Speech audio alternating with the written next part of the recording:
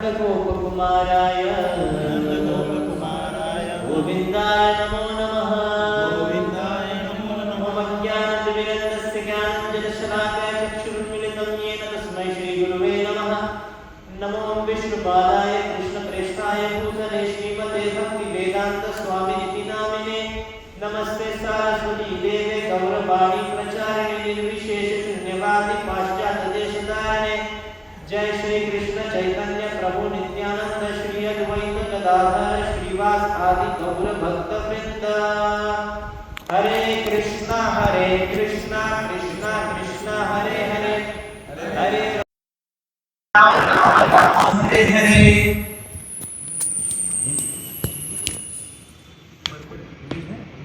हाँ बुक पुस्तक बुक है।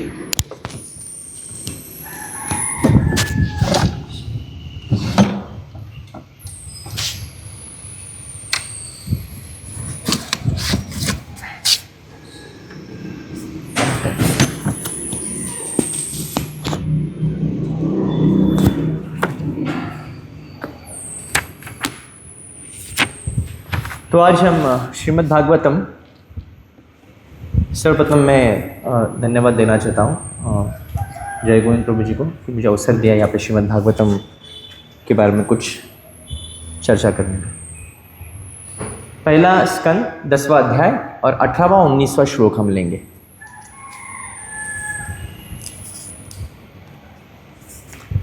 विषय है 110-18 विषय है द्वारका के लिए भगवान श्री कृष्ण का प्रस्थान।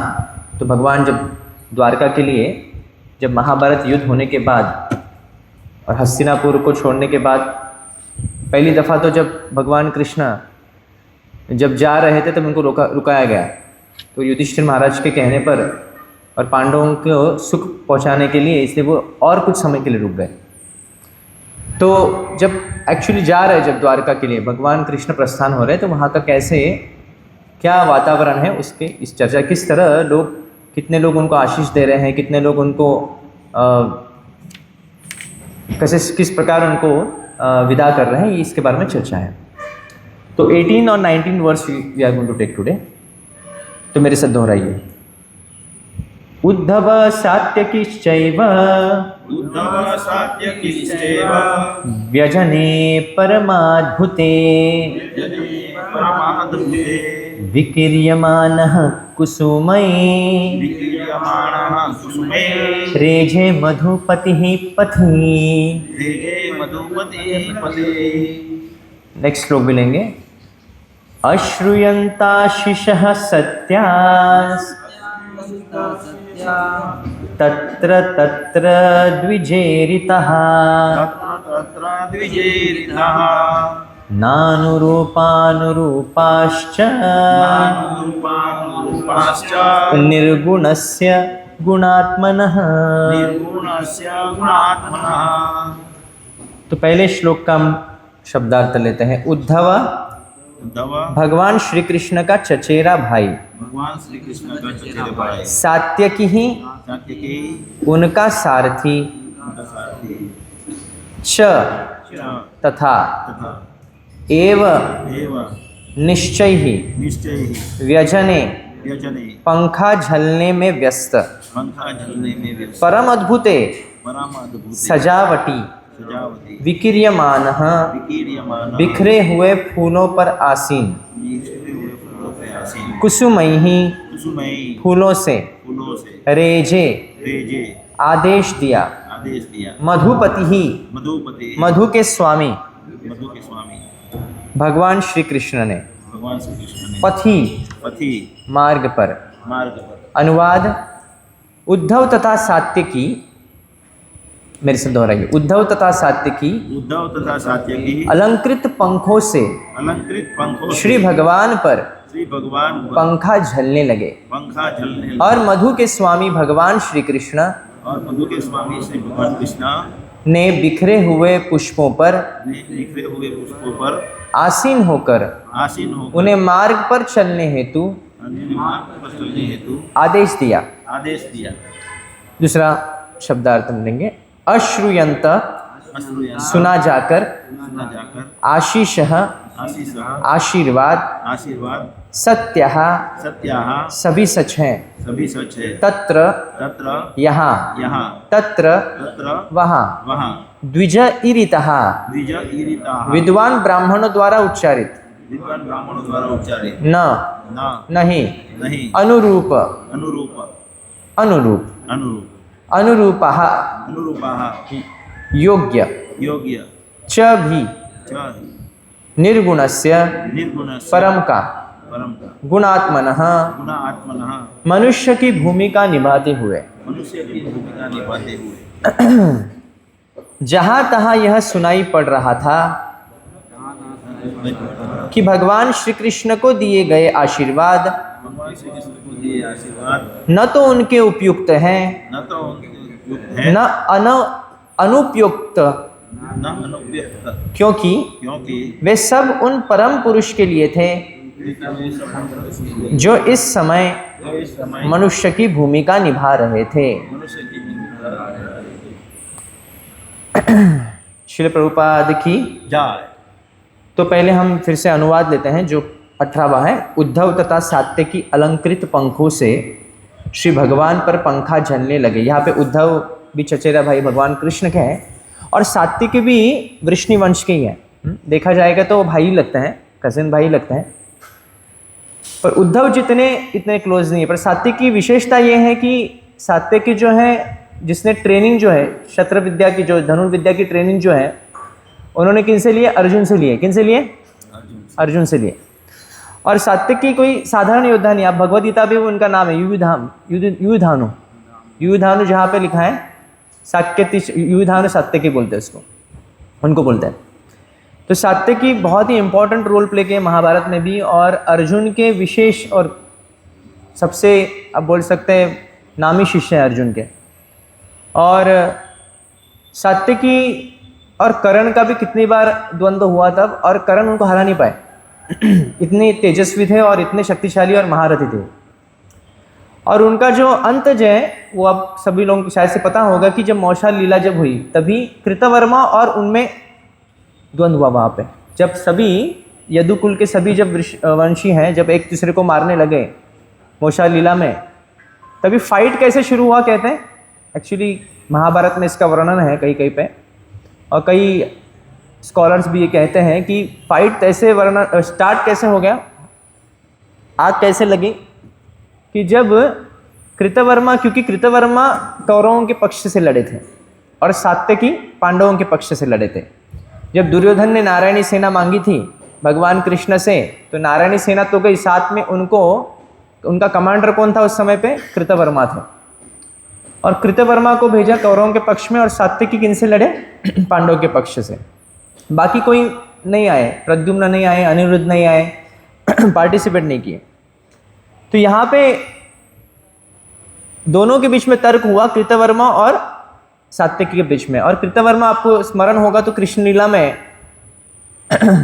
कृतवर्मा शामंतक मणि के चोरी में भी सहभागी हुए थे अक्रूर के साथ, और शतधन्वा को मारा गया था। शतधन्वा, कृतवर्मा और अक्रूर, इन तीनों ने क्या किया?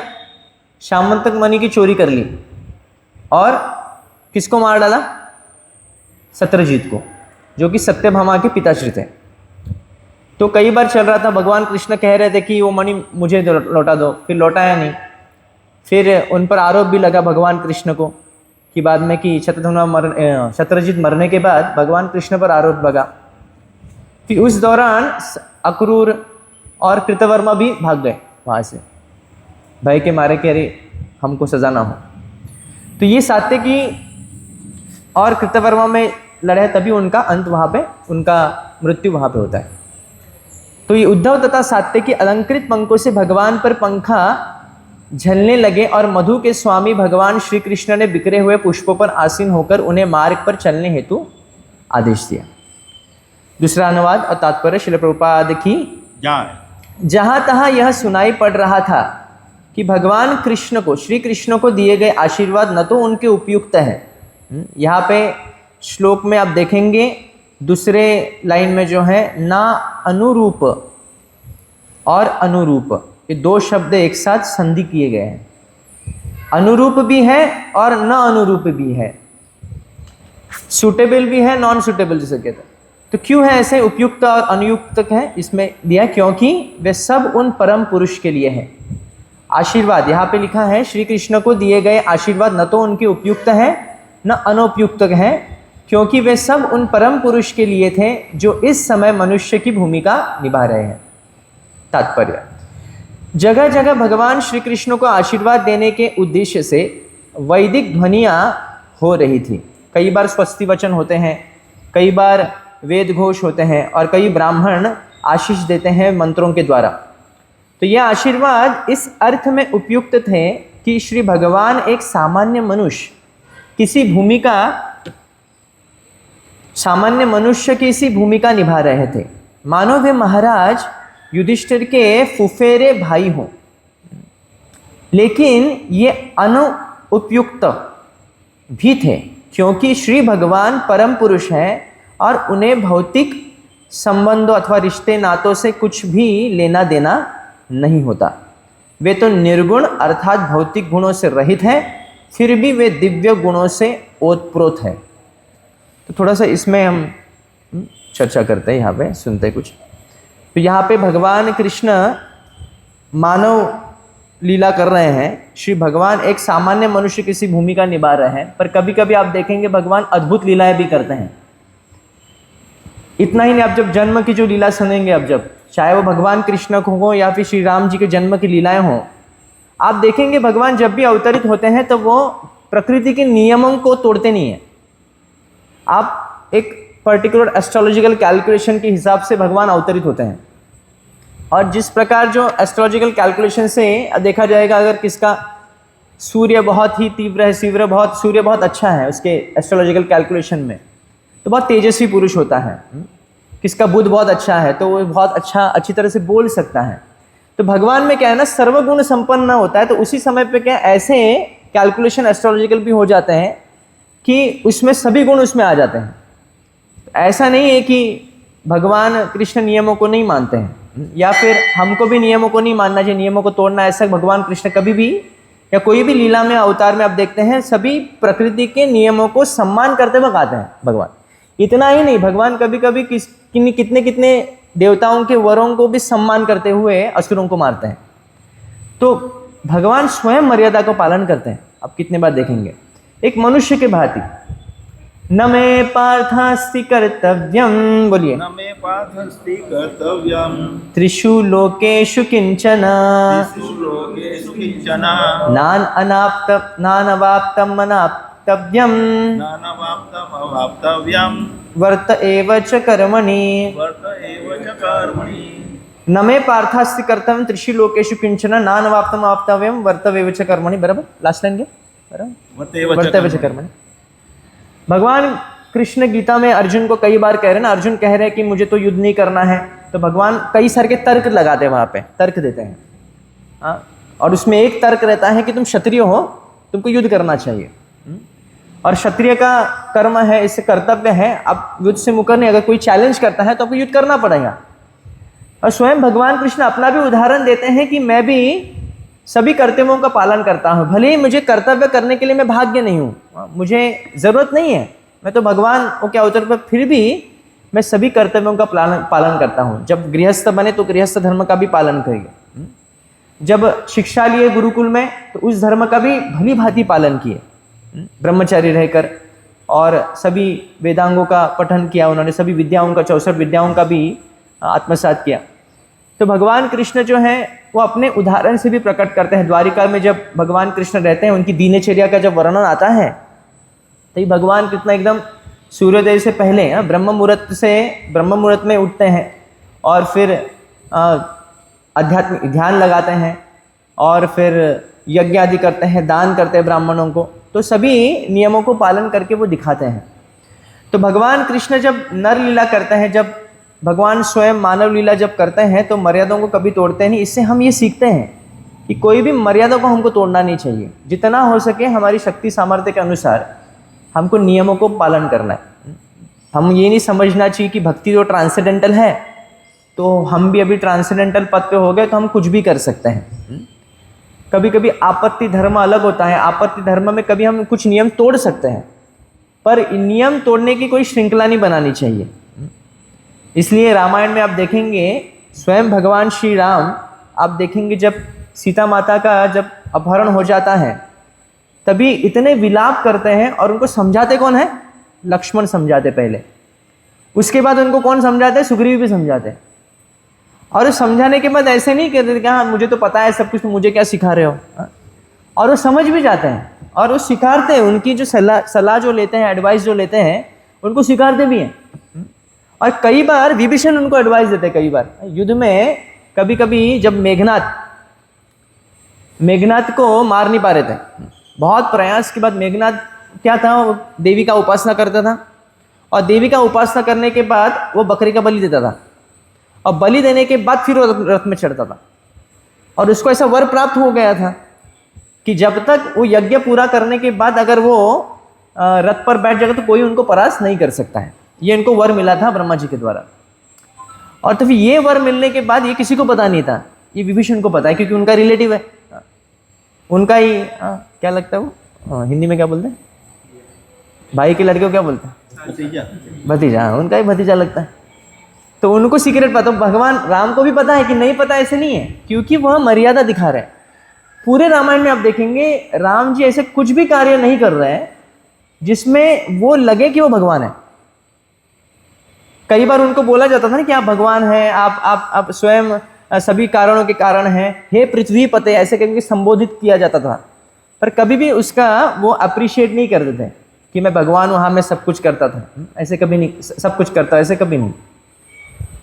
तो इसमें जब मेघनाथ को, जब तभी विभीषण उनको राम जी को बोलते हैं कि देखो ऐसा ऐसा है, तो उसको यज्ञ करते वक्त उसको यज्ञ से पहले, पूरा होने से पहले उसको डिस्टर्ब करना है। तो फिर लक्ष्मण को राम जी कहते हैं कि तुम जाओ और उसके यज्ञ भंग कर दो। और फिर विभीषण भी उसके साथ में जाते हैं और फिर लक्ष्मण भी जाते हैं, और फिर इसे यज्ञ में उसको चुनौती, यज्ञ के बीच में चुनौती देते हैं। और चुनौती अगर आ गई क्षत्रियों को तो उसको लड़ना पड़ेगा। तो यज्ञ कंप्लीट करते हुए ही, न करते हुए वो फिर युद्ध करते हैं लक्ष्मण से और फिर हार जाते हैं। तो ऐसे हम देखते हैं भगवान ऐसे अनेक सारे लीलाएं करते हैं जिसमें दिखाते हैं। जैसे महाप्रभु श्री चैतन्य महाप्रभु जब लीला कर रहे थे तो कई लोग उनको भगवान करके बोलते थे, तो महाप्रभु क्या करते थे? कान अपने बंद कर देते थे कि मैं भगवान नहीं हूँ। ये दिखा रहे हैं कि किसी भी व्यक्ति को हम भगवान नहीं बोल सकते। भगवान के अलग अलग, जैसे यहाँ पे एक श्लोक लिखा है, बहुत सुंदर श्लोक है, यम ब्रह्मा वरुणेन्द्र रुद्र मरुतः स्तुन्वन्ति दिव्यै सव्यैर् वेदैः सांगपद क्रमोपनिषदैर् गायन्ति यम सामगः ध्यानावस्थित तद्गतेन मनसा पश्यन्ति यम योगिनः यस्यांतं न मे विदुः सुरासुरगणा देवाय तस्मै नमः। हम कोई साधारण व्यक्ति को नहीं पूज रहे हैं, जिनकी पूजा कौन करते हैं? यम ब्रह्मा वरुण इंद्र रुद्र मरुतः, सभी देवी देवता लोग जिनकी पूजा करते हैं। कोई बोलते हैं ना कि हम देवी देवताओं की पूजा क्यों नहीं करते? क्योंकि उनके भी ऊपर कोई है ना, हम उनकी पूजा करते हैं। देवी देवता जिनकी पूजा करते हैं हम उनकी पूजा करते हैं, और योगी लोग जिन पर ध्यान करते हैं। सभी वेद जिनकी महिमा का गुणगान करते हैं, ऐसे भगवान की हम आराधना करते हैं। जगन्नाथ अष्टकम में पहले ही पद में है, कदाचित कालिंदी तटवीपिन संगीत तरवो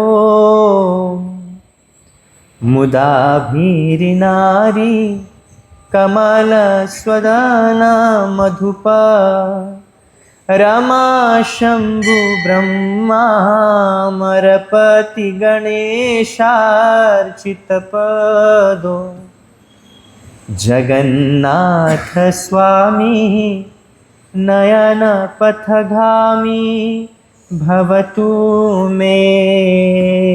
जगन्नाथ स्वामी नयन पथगामी भवतु में। जिनकी आराधना रमा शंभु ब्रह्मा गणेश जी करते हैं, उनकी आराधना पहले तो वर्णन करते हैं कि मैं उनका दर्शन करना चाहता हूँ। शंकराचार्य जी कहते हैं कि मैं उनका दर्शन करता हूँ जो वृंदावन के वनों में भगवान वृंदावन में बांसुरी बजाते हैं और गोपियों पर उनका ध्यान है। तो कोई समझता है साधारण व्यक्ति हैं, जैसे स्त्रियों से आकर्षित होता है वो होगा। नहीं नहीं नहीं, ये ऐसा व्यक्ति है जिनको स्वयं ब्रह्मा जी, रुद्र, मरुतः सभी लोग जिनकी आराधना करते हैं, जिनकी चरण की धूलि लेने के लिए ललायित होते हैं। तो इसलिए भगवान जब ऐसा क्यों करते हैं, कई प्रश्न हो सकता है ना कि भगवान जब इस लीलाएं करते हैं तभी क्यों सब नियम पालन करते हैं, तो कभी कभी ऐसा क्यों बिहेव करते हैं कि वो साधारण व्यक्ति हैं। जब यशोदा माता के साथ हैं तो ऐसे बिहेव करते हैं कि तो उनसे पूरे डिपेंडेंट है उनके ऊपर, उनके ऊपर पूरी तरह शरणागत है, उनके ऊपर पूरी डिपेंडेंट है। यशोदा माता भी सोचती हैं कि अगर ये खाएगा नहीं तो ये बहुत पतला हो रहा है, इसको कष्ट हो जाएगा, ये खाएगा नहीं तो उसको बुलाती है। तो ऐसा क्यों है? इसका कारण ये है क्योंकि जीवन से संबंध बनाने के लिए, जैसे मान लीजिए आपको किसी संबंध बनाना है, जैसे कोई टीचर है, अगर वो स्टूडेंट से संबंध बनाना चाहती है, उसका संबंध कैसे बनाएगी? अगर वो अपने आप को सुपीरियर बताए दिखाएगी कि मैं हेड हूँ क्लास की और मुझे तुमको रिस्पेक्ट करना है, तो क्या हो जाएगा? संबंध बन पाएगा? हाँ या नहीं? संबंध बन पाएगा, घनिष्ठ संबंध बन पाएगा। जब फ्रेंडली हो जाएगी तो क्या हो जाएगा? संबंध बन जाएगा, बहुत इजीली संबंध बन जाएगा। और भगवान कृष्ण इसको ही करते हैं। भगवान कृष्ण इंटीमेट, भक्तों से इंटीमेसी, बहुत ही क्लोज आना चाहते हैं भक्तों से, और इसके लिए वो क्या करते हैं, वो उनके जैसा ही कभी कभी बिहेव करने लगता है। अभी मान लीजिए शुरू से ही अगर वो भगवान जैसे बिहेव करेंगे, चार हाथ निकाल देंगे अपने, चतुर्भुज में, जैसे देवकी माता और वसुदेव जी जब भगवान कृष्ण का दर्शन किए, जब बालक रूप में कृष्ण थे तो उनको कौन सा रूप दर्शन किया? चतुर्भुज दर्शन किया। पहले तो लगा कि हमारे बालक हैं, देवकी माता के एकदम सोच रही थी कि मैं उसको लालन पालन करूंगी या फिर मैं उसको एकदम अपने क्लोज ले लूंगी, पर जैसे ही देखती चतुर्भुज है तो वो क्या हो जाते हैं? दोनों प्रणाम करते हैं। क्या करते हैं? दोनों प्रणाम करते हैं। और क्या अर्पित करते हैं? प्रार्थना अर्पित करते हैं। तो ये स्वाभाविक है, जब आप भगवान का दर्शन करेंगे वो होगा ही नहीं ना। जैसे मान लीजिए अभी यहाँ भगवान विष्णु प्रकट हो जाएंगे तो क्या हम क्या करेंगे? गले लगेंगे क्या डायरेक्ट? होगा? संभव है? हम पहले क्या करेंगे? दंडवत प्रणाम होगा। वो स्वाभाविक है। हम उस स्तर पे नहीं है कि गोपियां जैसे विष्णु को देख के कहती हैं विष्णु कृष्ण का है बताओ जरा। तो भगवत्ता जब दिखा देते तो अपने आप स्वाभाविक होता है कि एक रिस्पेक्ट आता है, एक रेवरेंशियल एटीट्यूड आता है, जिसमें भगवान को हम प्रणाम करते हैं, उनका गुणगान करते हैं। उसमें इंटीमेसी बहुत कठिन हो जाती है। और इसलिए भगवान क्या करते हैं? जानबूझकर मानव लीला करते हैं जिसमें भगवान क्या करें? अब संबंध भक्तों से बहुत क्लोज संबंध बनाए और उनके क्लेशों को हर सके। और जितने जो रस हैं, दास्य रस, साख्य रस, वात्सल्य रस और माधुर्य रस, कितने रस हैं? मुख्य पांच रस हैं, पर भक्त कौन से रस को आस्वादन करते हैं खास करके? पहला है दास्य रस, दूसरा क्या है? साख्य रस, तीसरा क्या है? वात्सल्य रस, चौथा क्या है? माधुर्य रस। देखिए इसका श्रेणी कैसे है? जैसे धरती, अग्नि, जल, वायु, आकाश। पहले क्या आता है? किसको पता है? पहले क्या आता है? नहीं, धरती, अग्नि, जल, वायु, आकाश सृष्टि के निर्माण में पहले क्या आता है? आकाश आता है। आकाश के बाद क्या आता है? ध्वनि। आकाश में ध्वनि है। आकाश में विषय वस्तु क्या है? ध्वनि है। फिर आकाश के बाद क्या आता है? वायु आती है। वायु में क्या है? ध्वनि तो है, साथ साथ में उसके बाद साथ क्या है? स्पर्श है। देखिए विषय वस्तु कैसे श्रेणी में ऊपर बढ़ रहे हैं और ये तत्व भी कैसे ऊपर में। सृष्टि निर्माण जब होती है बहुत ईजी है समझना, बहुत थोड़ा लॉजिक यूज करना है कि पहले क्या है? आकाश आता है। आकाश में क्या है? ध्वनि है। 5 विषय लेते हैं और 5 तत्व लेते हैं अभी। सृष्टि कैसे होती है? 5 विषयों के 5 तत्व की। पहले आकाश होता है, उसमें क्या है? ध्वनि है, विषय वस्तु। जैसे आकाश से वायु बनता है तो वायु में क्या होता है? स्पर्श ऐड होता है। ध्वनि तो है साथ में, उसमें क्या होता है? स्पर्श है, वायु का स्पर्श हो जाता है।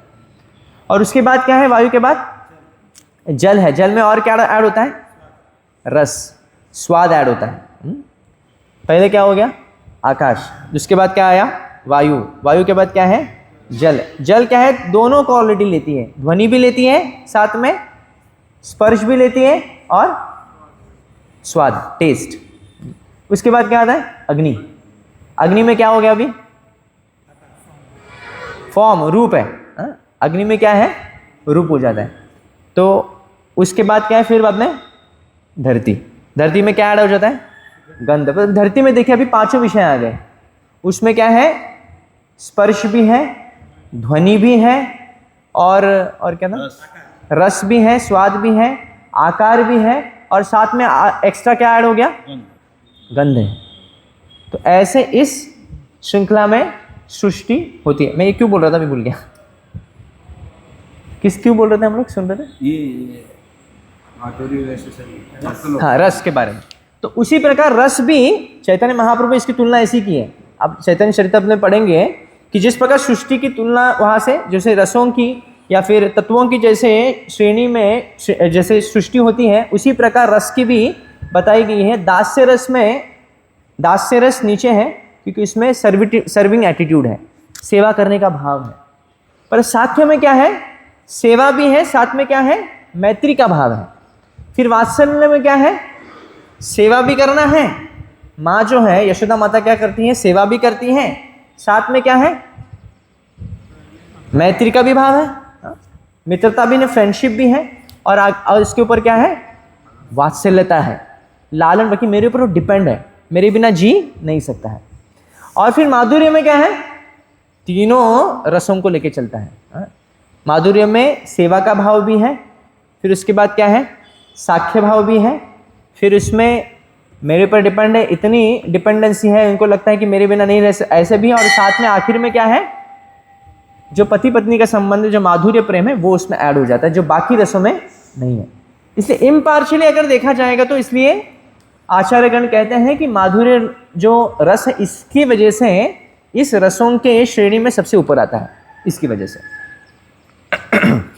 तो ये रस का आस्वादन करने के लिए अगर मान लीजिए वो अपने आप को भगवान स्वयं सिर्फ एकदम बड़ा ही दिखाएंगे कि मेरे जैसा कोई नहीं है, मैं ही सबसे बड़ा हूं, तुमको प्रणाम करना है, प्रणाम 10 बार प्रणाम ठोकना है रोज, अगर ऐसा करेंगे तो माधुर्य रस बन सकता है उनसे?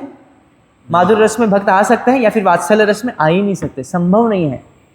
जब यशोदा माता को ये लग जाएगा कि कृष्ण तो सर्वोपरि है, कृष्ण को मेरी आवश्यकता नहीं है, हालांकि हमको कृष्ण की आवश्यकता है, तो वो वैसे लालन पालन नहीं कर पाएंगे। इसमें क्या हो जाएगा? रस में भंग हो जाएगा पूरी तरह से। तो इसलिए भगवान कृष्ण क्या करते हैं? कई सारे कार्य एक ही समय पे करते हैं। उनको भक्तों को पोषण भी देना है, रसों को आस्वादन भी करना है, असुरों को भी मारना है, धर्म का संस्थापना भी करना है। तो इसलिए भगवान कृष्ण की ये विशेषता आप देखेंगे कि वो कभी कभी अद्भुत लीला प्रकट करके भी दिखाते हैं, जैसे भगवत गीता में विश्व रूप दिखाते, विराट रूप दिखाते हैं, और स्वयं अपने आप को सभी कारणों का कारण दिखाते हैं, क्योंकि उस समय वो आवश्यकता थी जब अर्जुन ने ये प्रश्न किया। पर साथ साथ में वो डिपेंडेंसी भी दिखाते हैं यशोदा माता पर, रस आस्वादन करना है, गोपियों पर डिपेंडेंसी दिखाते हैं कि उनके बिना जी नहीं सकते, मैं तुम्हारे ऊपर मैं ऋणी हूँ, आपके प्रेम का ऋणी हूँ। हालांकि भगवान किसी के ऋणी नहीं बन सकते, पर फिर भी रस आस्वादन करने के लिए भगवान ऐसी लीलाएं करते हैं और मनुष्य के भांति अपने आप को मनुष्य योनि में ढालते हैं। इसलिए तिर्यक योनिषु निशिषु, तिर्यक श्लोक बहुत अच्छा है, तिर्यक निशिषु योनिषु, ऐसा श्लोक है। तदस्य विडम्बनम, ये विडम्बना है, बहुत चकित करने वाली बात है इसमें कि आप हर योनि में अवतार लेते हैं। भगवान कृष्ण क्या करते हैं? हर योनि में, जितने भी योनि है, 84 लाख योनि है, उसे सभी योनियों में भगवान अवतार लेते हैं और उन योनियों के जीवों का उद्धार करते हैं। तो कई बार हमको वो समझ में नहीं आएगा कि चींटी की योनि में भगवान कब अवतार लेते हैं, तो हमको हमारे रिकॉर्ड्स में वो नहीं आएगा। जब मनुष्य लोक में जब लेंगे, मनुष्य योनियों में जब लेंगे, तभी हमको पता, शास्त्रों के द्वारा पता चल सकता है। तो भगवान कृष्ण अलग अलग योनियों में उस योनि के भांति, उस जैसे भगवान जब वराह रूप लिए तभी वो मनुष्य के जैसे आवाज़ नहीं किए, वो वराह के जैसे आवाज़ किए। जब भगवान कृष्ण नरसिंह भगवान बने, तभी भी नरसिंह जैसे सिंह दहाड़ता है वैसे दहाड़ने लगे। तो उसी प्रकार भगवान मर्यादाओं को कभी उल्लंघन नहीं करते हैं। जब अपने लीला का अंत भी करना है, कई लोग इसमें कंफ्यूज हो जाते हैं ना, कई बार भगवान कृष्ण का अंत कैसे हुआ, जैसे बाण लगा के बाण लग गया उनको, और फिर कई लगता है भगवान कृष्ण, इसलिए आप देखते हैं भक्तों की इन लीलाओं की चर्चा ज़्यादा करते ही नहीं है, क्योंकि ऐसी लीला जो है नास्तिकों को और विमुख करने के लिए होती है। भगवान कृष्ण पालन करता है, वो सिर्फ जीवों के शरीरों की पालन करता नहीं है, वो जीवों के विश्वास के भी पालन करता है, नास्तिकों के विश्वास के भी पालन करता है। जैसे नास्तिक लोग विश्वास करते हैं ना कि भगवान है नहीं, आस्तिक लोग क्या विश्वास करते हैं, भगवान, तो भगवान दोनों के पालन करता है। नास्तिकों के पालन करता है, ठीक है भगवान नहीं है ना, ठीक है नहीं है, देखो ये लीला मैंने कैसे की अभी, तो भगवान कृष्ण मर गए ऐसे, तो बोले हाँ मर गए, तो फिर ये वो समझते हैं और तो वो नहीं मानते। हालांकि सभी लीला आप देखेंगे अद्भुत लीला है, पूतना का वध कर रहे हैं, गोवर्धन उठा रहे हैं, फिर अपना विस्तार 16,000 रूपों में कर रहे हैं एक ही समय पे। द्वारका लीला में सभी रानियों के साथ एक ही समय पे विवाह करते हैं। अभी नास्तिक लोग क्या करते हैं, वो आखिर की लीला पकड़ लेते हैं, वो आखिर की लीला पकड़ेंगे, वो बाकी सब लीला नहीं पकड़ेंगे। तो अगर प्रभुपाद जी कहते हैं कि ये सब लीला जब आप पकड़ते नहीं हो तो ये क्यों लीला पकड़ रहे हो, फिर ये भी मत पकड़ो। फिर कई लोग कहते हैं ना रास लीला किया भगवान ने, ऐसे 16,000 स्त्रियों के साथ कैसे विवाह किया वगैरह, तुम ये लीला अगर पकड़ते हो तो वो लीला को क्यों नहीं मानते कि भगवान कृष्ण ने गोवर्धन उठाया, भगवान कृष्ण ने विराट रूप दिखाया। तो ये नास्तिकों को और फिल्टर करने के लिए कभी कभी भगवान ऐसी लीलाएं करते हैं, मनुष्य योनि में आकर ऐसे अलग अलग अद्भुत लीलाएं करते हैं। तो आगे हम तात्पर्य में देखते हैं। दिव्य जगत से हमको शुरू करें। वे तो निर्गुण अर्थात भौतिक, ये हुआ क्या, ये चलो यही हाँ, लेकिन अनुपयुक्त भी थे क्योंकि श्री भगवान परम पुरुष हैं और उन्हें भौतिक रिश्ते नातों से कुछ भी लेना देना नहीं होता है। वे तो निर्गुण अर्थात भौतिक गुणों से रहित है, फिर भी वे दिव्य गुणों से ओतप्रोत है। दिव्य जगत में कुछ भी विरोधाभासी नहीं होता, जबकि इस सापेक्ष जगत में हर वस्तु का विरोधी होता है। उदाहरणार्थ देखिए, इसको समझने के लिए प्रभुपाद जी उदाहरण दे रहे हैं कि सापेक्ष जगत में श्वेत का विलोम श्याम होता है, यानी अपोजिट। व्हाइट का अपोजिट क्या है यहाँ पे इस संसार में, ब्लैक है। कोई व्यक्ति ज़्यादा थोड़ा गोरा दिखता है और फीचर्स ठीक है तो व्यक्ति को आकर्षित लगता है। कोई व्यक्ति फीचर्स ठीक नहीं है और वो काला भी है बहुत, तो वो क्या है, लोगों को आकर्षित नहीं लगता है, श्याम वर्ण का है, वो लोगों को आकर्षित नहीं लगता। पर आध्यात्मिक जगत में क्या है, भगवान कृष्ण कैसे है, श्याम वर्ण के हैं और वो सबसे ज़्यादा आकर्षित है। जब प्रभुपाद जी अफ्रीका में प्रीचिंग कर रहे थे और साउथ अफ्रीका और उस इलाके में क्या है, कई लोग ब्लैक होते हैं, तो कई लोग जुड़ रहे थे और बहुत तादाद में जुड़ रहे थे, और पर जुड़ने की जो बुनियाद थी वो कुछ अलग थी कि कई लोग ये मान रहे थे कि कृष्ण भी काले हैं, हम भी काले हैं, तो हमारे भगवान क्या है, कृष्ण है, ऐसे समझ रहे थे। तो प्रभुपाद जी ने देखा कि ये गलत तरह से जुड़ रहे हैं पर उनकी बुनियाद थोड़ी ठीक नहीं, फिलॉसफी में कोई डिविएशन हो सकता है। तो प्रभुपाद जी लेक्चर में बोलते बोलते बोल दिए, डायरेक्ट नहीं बोले कि Krishna is black but not like you. भगवान कृष्ण क्या है, काले हैं पर आपके जैसे काले नहीं है, वो सर्व आकर्षण है। तो यहाँ पे इस जगत में क्या है ना, राइट है तो लेफ्ट है, ब्लैक है तो वाइट है, अच्छा है तो बुरा है, तो ये द्वंद्व जगत है। पर आध्यात्मिक जगत में ऐसा कुछ भी द्वंद्व नहीं है। वहाँ पे हंसना भी सुख है, वहाँ पे रोना तो अधिक सुख है। समझ में आया ना, हंसना कैसे वहाँ पे सुख है, पर इसमें रोना भी क्या है, अधिक सुख है। जैसे अगर थोड़ा सा एग्जांपल दें, इस संसार में आप देखेंगे बॉलीवुड गाने में ज़्यादा हिट वो गाने होते हैं जो क्या है, दुखी होते हैं। जहाँ पे हीरोइन छोड़ के गई है, हीरो गा रहा है, वो गाना ज़्यादा हिट हो जाता है। तो अभी उसमें भी लोग आनंद ढूंढते हैं, पर फिर भी इस संसार में जब विरह होता है तभी से पीड़ा होती है, पर उसमें आनंद एक्चुअली नहीं होता है। भले ही वो छलावा जैसे आनंद हो सकता है, इल्यूजरी हैप्पीनेस मिल सकता है किसी को, पर आध्यात्मिक जगत में क्या है, विरह रस में जो आनंद है वो कई गुना ज़्यादा है मिलन रस से भी। तो इसलिए यहाँ पे द्वंद्व नहीं है, तो यहाँ पे द्वंद्व है। अतएव परम पुरुष के प्रसंग में यत्र तत्र विद्वान ब्राह्मणों द्वारा उच्चारित आशीर्वादात्मक ध्वनियाँ विलोम लग रही थी, यानी कॉन्ट्राडिक्टरी, कि भगवान है उनको आशीर्वाद की क्या आवश्यकता है, और वहाँ पे ब्राह्मण क्या कर रहे, स्वस्ति वचन कर रहे हैं। अभी स्वस्ति वचन में मंत्र क्या आता है, इसको याद है, पता है मंत्र क्या आता है, ओम स्वस्ति, ओम स्वस्ति किसके नाम आते हैं? स्वस्ति, स्वस्ति मंत्र में आप देखें, अभिषेक जब करते हैं हम तो इस स्वस्ति वचन में मंत्र आते हैं, किन के नाम आते हैं? भगवान विष्णु के ही नाम आते हैं। और किनके नाम नहीं आते? भगवान विष्णु के ही नाम आते हैं। मंगलम भगवान विष्णु, मंगलम गरुड़ध्वजा, मंगलम पुंडरीकाक्षम, मंगलाय। तो विवाह के समय पे भी ये इन श्लोकों का उच्चारण होता है। अभी यहाँ पे कौन है? भगवान कृष्ण है, आदि विष्णु है, और इनको ही आशीर्वाद किन से मांग रहे हैं? विष्णु से आशीर्वाद मांग रहे हैं। किनको आशीर्वाद करने के लिए? कृष्ण को आशीर्वाद देने के लिए। तो ऐसे लग सकता है कि ये कॉन्ट्रडिक्टरी है। जैसे यशोदा माता जब तृणावर्त, जब भगवान कृष्ण को हवे में लेके गए और लेते लेते भगवान कृष्ण ने उनकी गर्दन को पकड़ लिया और उनको मार दिया और कृष्ण नीचे आ गए, और तुरंत यशोदा माता ने क्या किया? स्वस्ति वचन किया, उसको क्या किया? रक्षा कवच पहना, उनको तिलक से, गोबर से, गोमूत्र से। उस समय पे माताओं को शास्त्रों का भली भांति ज्ञान हुआ था। ऐसा नहीं कि उनको गुरुकुल आ जाने की आवश्यकता थी, उनको शास्त्रों का ज्ञान होता था। उनको कवच मंत्र आते थे, नारायण कवच पढ़ाया गया, और नारायण कवच से, गोबर से उनको तिलक लगाए गए भगवान कृष्ण को, और उनको कवच मंत्र से उनको सुरक्षित किया गया। यहाँ पे कृष्ण है, उनको कोई सुरक्षा की आवश्यकता नहीं है। पर यशोदा माता को क्या लग रहा है कि कोई भूत प्रेत उनको अटैक कर रहा है, बार बार असुर आ रहे हैं, तो उनकी रक्षा के लिए कुछ करना चाहिए।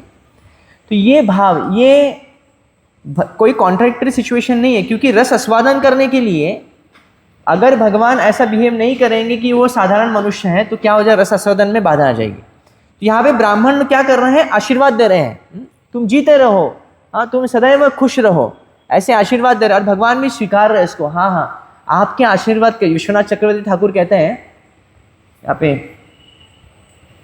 इंग्लिश में दिया है, स्वस्ति वाचन, यहाँ पे जो श्लोक में बोला गया है, गुणात्मनः, भगवान भक्तों के प्रेम को स्वीकारते हैं।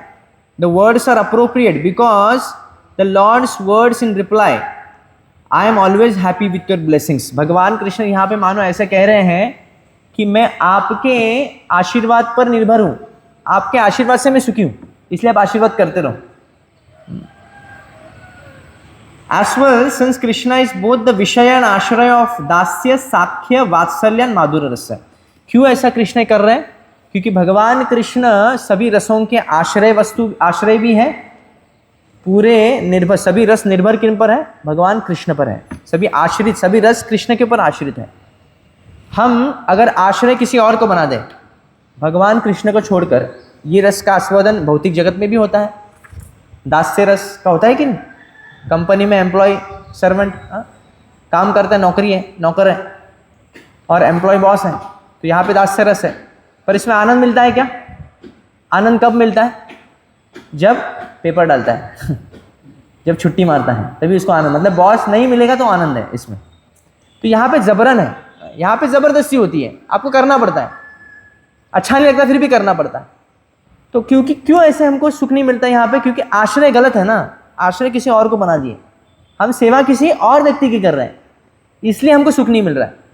तब आश्रय भगवान को बना देते हैं, और रस जो होता है उस आश्रय वस्तु से हम जब रस निभा रहे तभी सुखी मिलते हैं। जैसे साख्य रस हो या फिर माधुर्य रस हो, पति पत्नी का जो संबंध है, यहाँ पे विषय किसको बनाया? स्त्री को बना दिया है। यहाँ पे आश्रय भी किसको बनाया? उनको ही बनाया। तो जब आश्रय और विषय दोनों भी, जब विषय यानी जिससे हमको सुख मिलता है, जिन इंद्रियों को विषय वस्तु से सुख मिलता है, जब विषय वस्तु हमारी भौतिक हो जाती है तभी दुख मिलता है। वही विषय वस्तु जब भगवान बन जाता है तभी क्या हो जाता है? उसमें सुख मिलता है। तो हमको क्या करना है? हमको कार्य को बदलना नहीं चाहिए, हमको कार्य वही रखने हैं, पर विषय वस्तु क्या करने हैं? बदलने हैं, आश्रय बदलना है।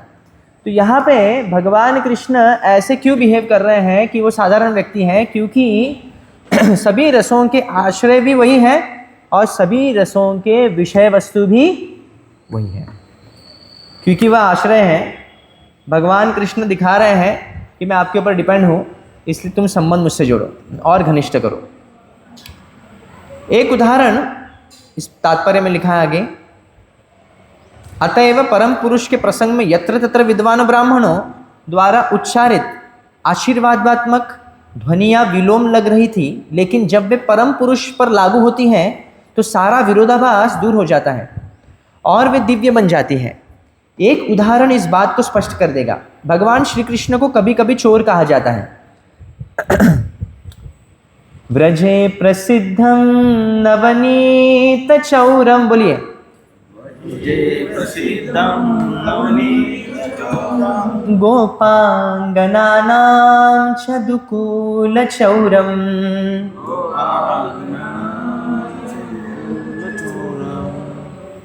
समस्त जन्मार्जित पाप चौरम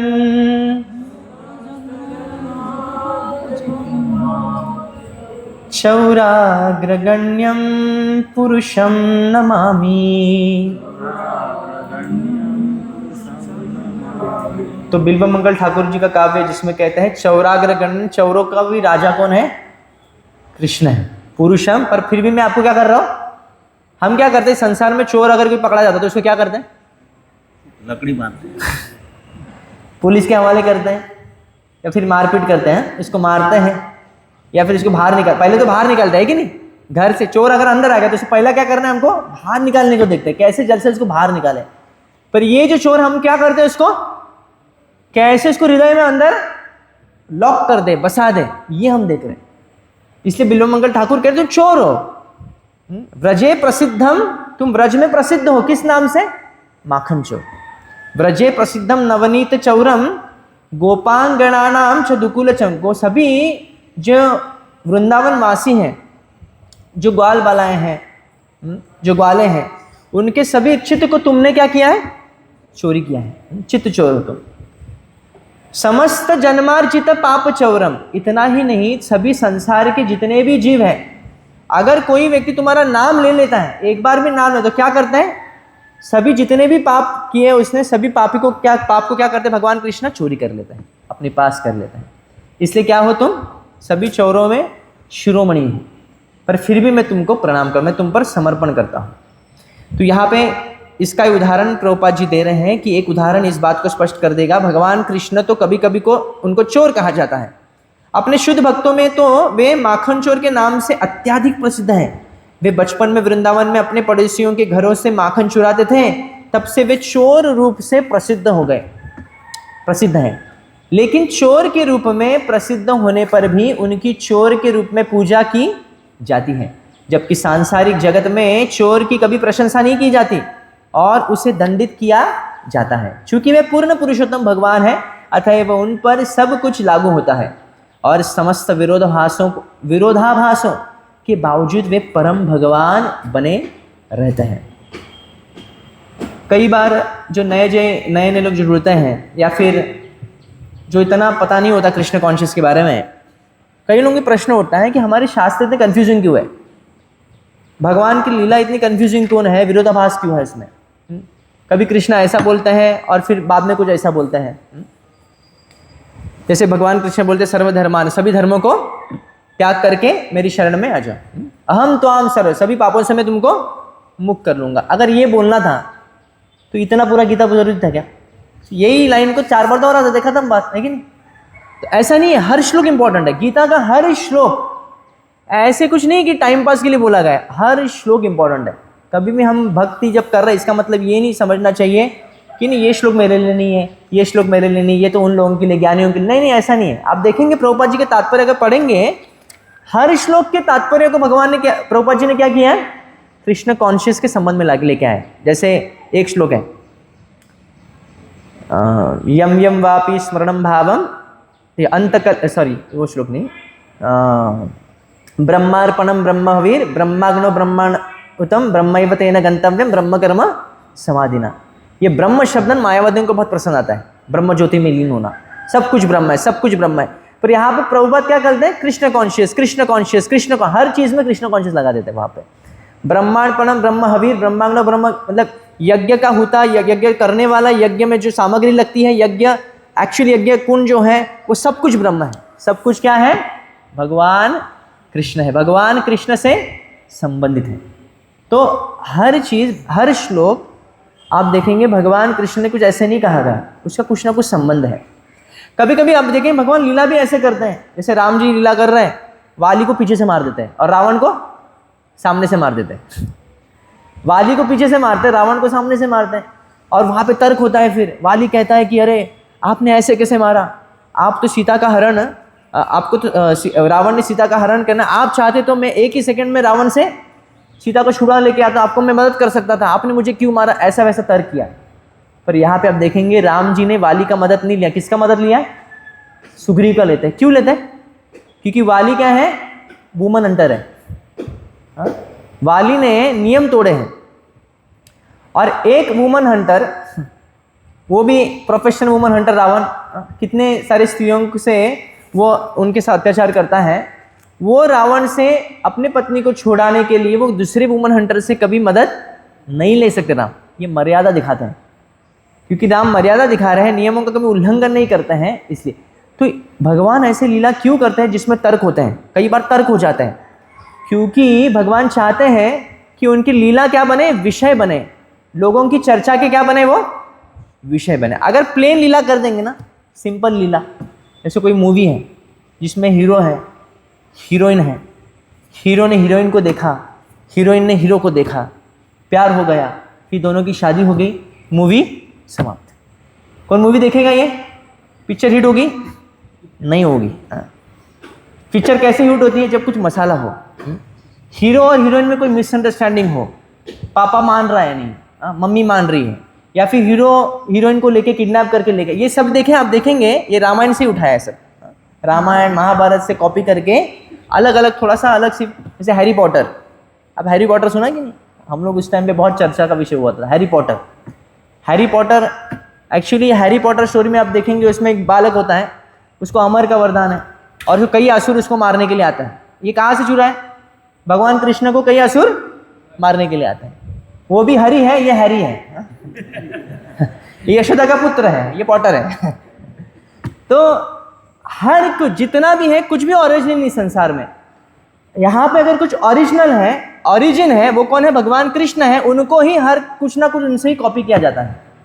तो यहाँ पे भगवान कृष्ण ऐसी पेचीदा लीला, ऐसे अद्भुत लीलाएं जिसमें कंफ्यूजन हो, जिसमें विरोधाभास हो, इसलिए करते हैं। कुंती महारानी इसका उत्तर देते हैं, भवेस्मिन् क्लिश्यमानानां, बोलिए, अविद्या काम कर्म श्रवणः स्मरणार्हानि करिष्यन् इति केचनः। भवेस्मिन् क्लिश्यमानानां है, भगवान आप अवतरित होते हैं, आप लीला इसलिए करते हैं ताकि लोगों का क्लेश दूर करने के लिए। भवेस्मिन् क्लिश्यमानानां, जब सभी जीव इस क्लेश उठा रहे हैं, इस संसार में दुख उठा रहे हैं, कितना भी कोई भी बोले how are you, I am fine, वो फाइन नहीं, उसको यमराज फाइन दे रहा है, उसको हर वक्त दुख दे रहा है माया। तो उन दुखों से निवारण करने के लिए और कुछ नहीं है, आपकी लीला की चर्चा ही करने से दुखों का निवारण होगा। इसलिए आप लीला करते हैं, इसलिए आप अवतरित होते हैं, ये मुख्य कारण है। आसुरों का वध करना मुख्य कारण नहीं हो सकता, क्योंकि आसुर को वध करने के लिए आपको सिर्फ उनको हार्ट अटैक दिलाना है। क्या करना है? हार्ट अटैक दिया, असुर वहां पे ही मर गया।